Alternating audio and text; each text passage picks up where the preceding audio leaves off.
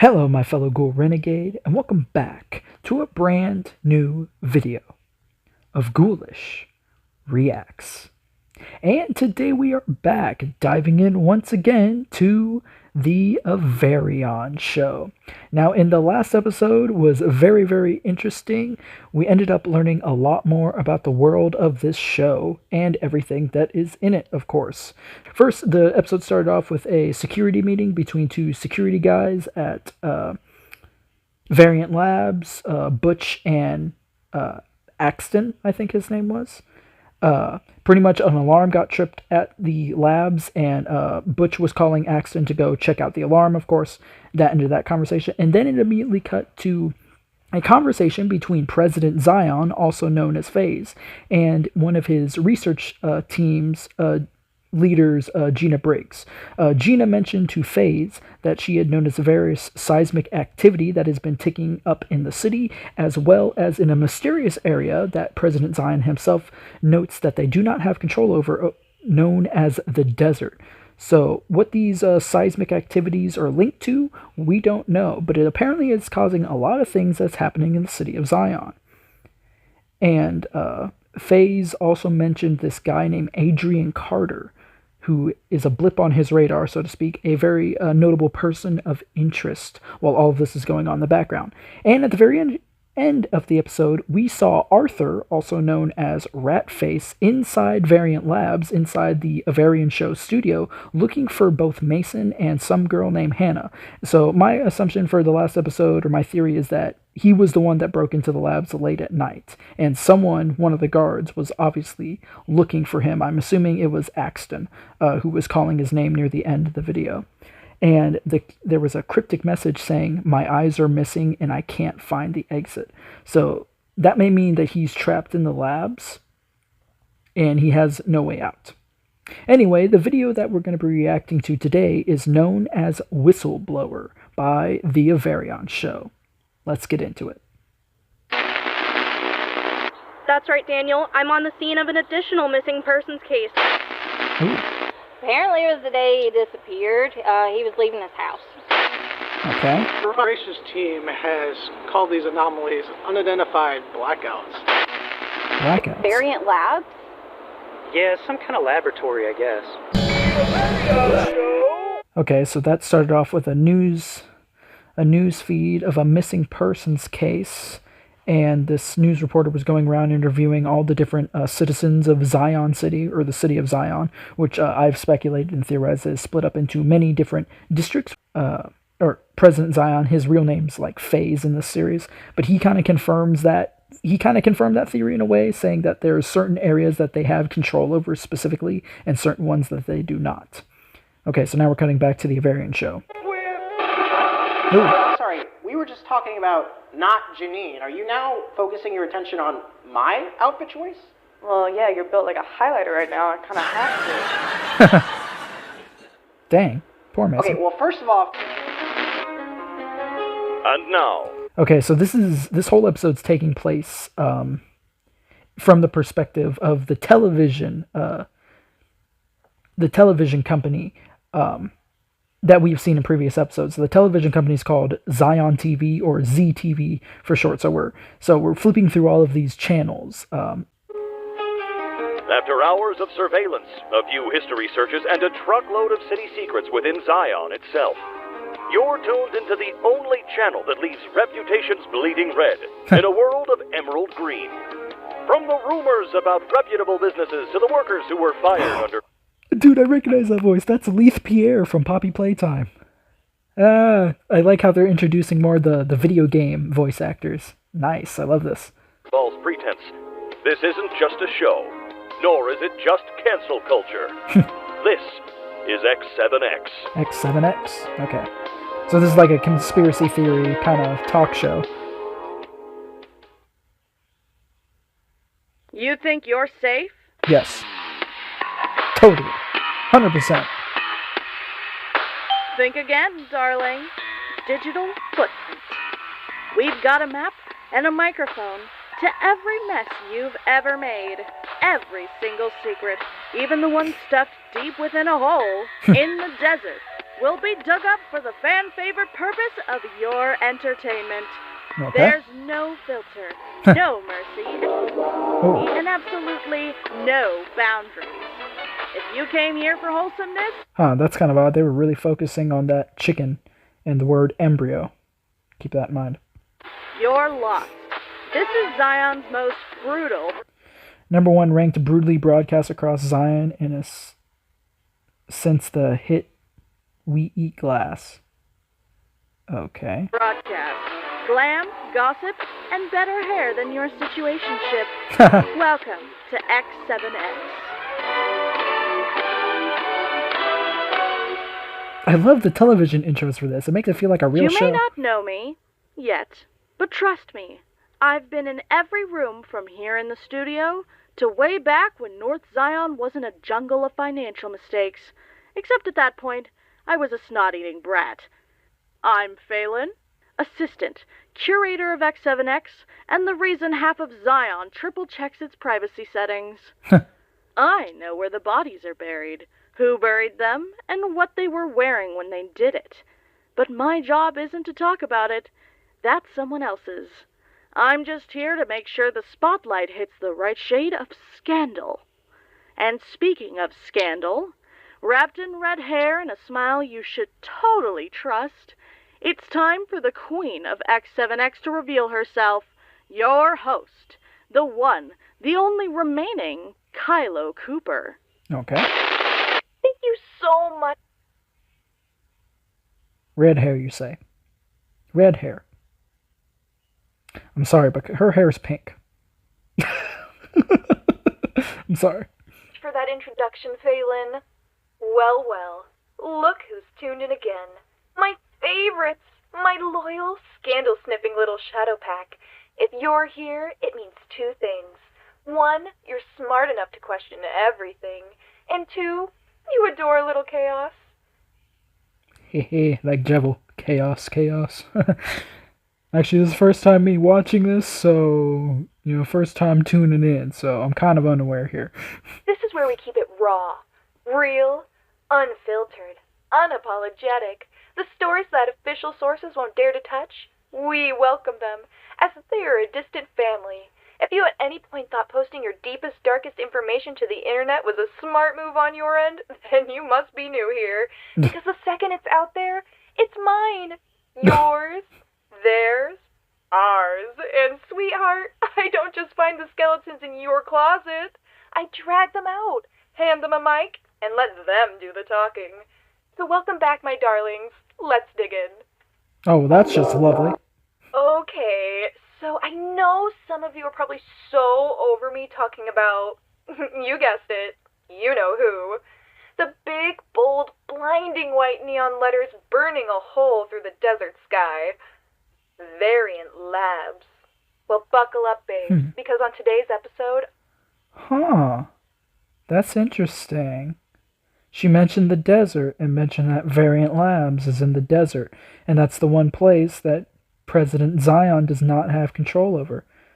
So does that mean Variant Labs is pretty much its own separate entity from the city of Zion, and the guy who's running Variant is the one who has sole control over the desert? Maybe, interesting. That's where I'm kind of going with it. I could be totally wrong, but that's what it seems like to me. I've collected a few folks, real charmers, who I think are going to crack this thing wide open, like a can of worms. Doors opening. Okay, so I was kind of right about this. This is like a conspiracy theory type, show. Ugh. Seriously? I was only half joking, Kylo. Why are you bringing a vagrant into our private studio? Variant jobs. Which again, I remind you, I just cleaned for the 5th time this week. Oh, Phelan, lighten up. It'll be a steady interview. Anyways, I forgot your name already. What was it again? I never gave my name.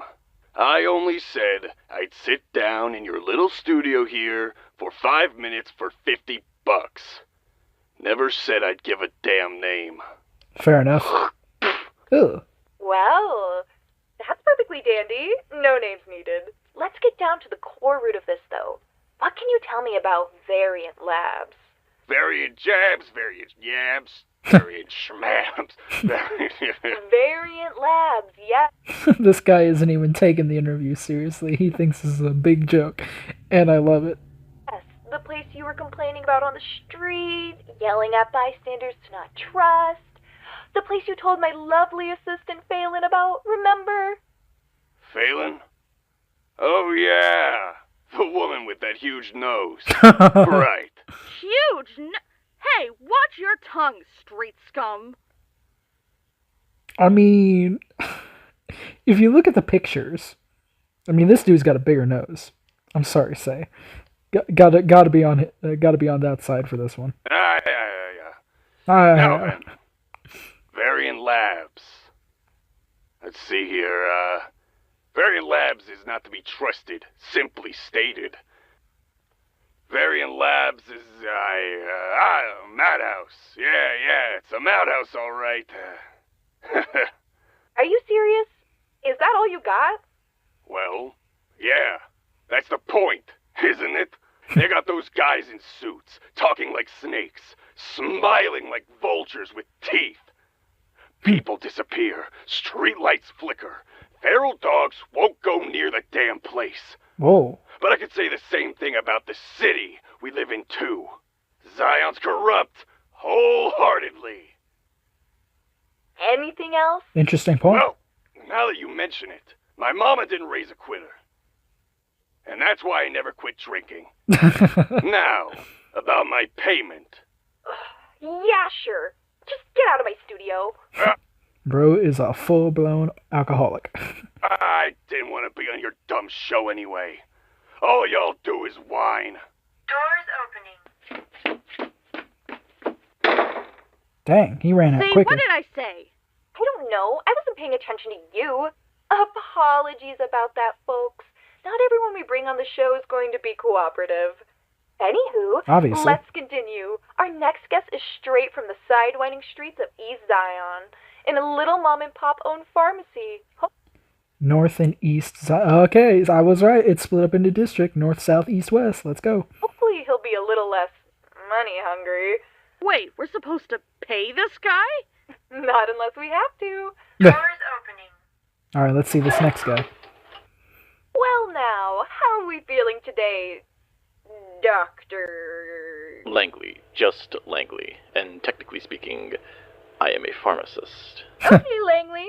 Tell me, what does a local pharmacist know about a much bigger corporation like Variant Labs?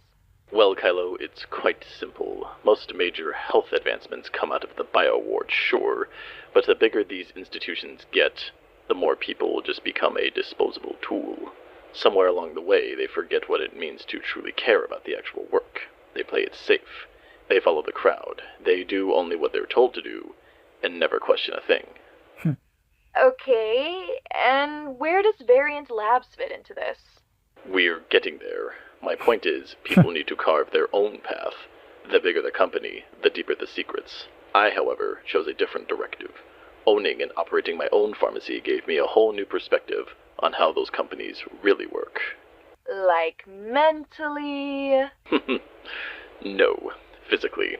I have access to larger client profiles, deeper connections, more information, and unlike some of these drones, I'm not stuck in that submissive mindset.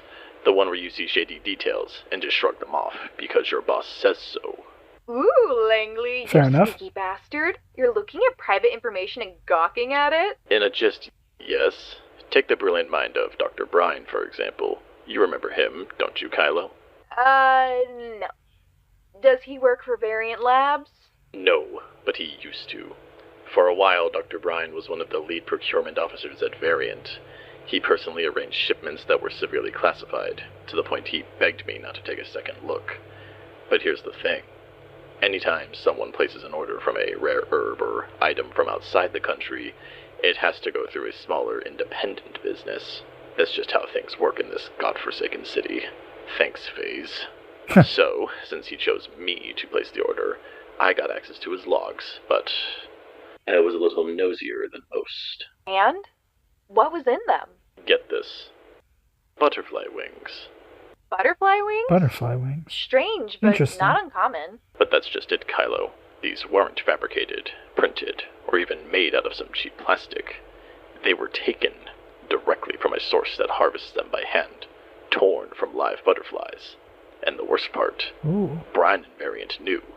They knew exactly how that company operated and still ordered over 60 vials. What?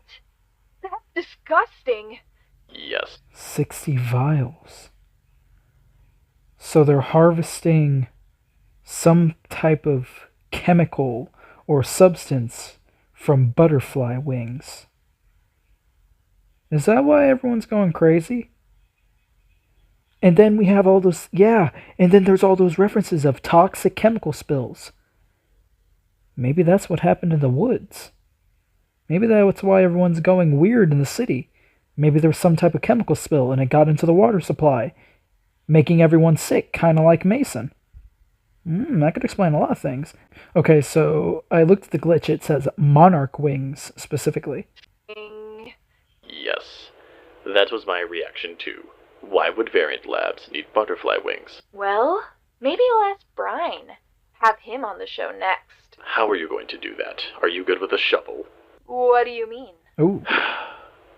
Last year, Dr. Brian left his position at Variant Labs unexpectedly, during a time where he was supposedly working on a big project with Adrian. Adrian Carter. At least that's what he told me during a conversation over a shipment and, well... Well, what? They found him in a ditch. Oh, he dead. Just outside the Zion border, not even a week later. Dead is the safest and most ethical word I can use right now. Lately, the local authorities are still working to determine the cause, but the condition he was left in, it's unsettling to say the least. Huh. Well, that's comfort. That was odd. Why did the word kids just appear into my left ear? That's odd. And I saw a name. It looked like it said Ellie Moore. Not even quite sure how to respond to that. Do you think Variant... I don't. Human. Kids, human. Odd. Don't know what I think. At the end of the day, it's Zion. So who's really going to care about a dead scientist? Chick that Dolly Loggins do life and humans, and they even get to meet the kids. Here's Michelle's chick. Missing child. Do life and human development. Okay, so this first glitch says missing Ethel Moore, age 18. Okay, it wasn't Ellie, it was Ethel. Ethel Moore, age 18. Okay, so this next glitch is upside down. I can't see it. It said last seen at her residence, 142 Oakwood Avenue. Hair long and black, clothing light green dress. Features small nose ring. The senator and his family are very worried about their daughter. Their other daughter, Aurelia, is also missing. Contact Z 193. Ooh, okay. So they have two daughters, the people, the Moore family, they have two daughters missing, Aurelia and Ethel. Interesting. Human development. Thank you for tuning into this channel. Human development.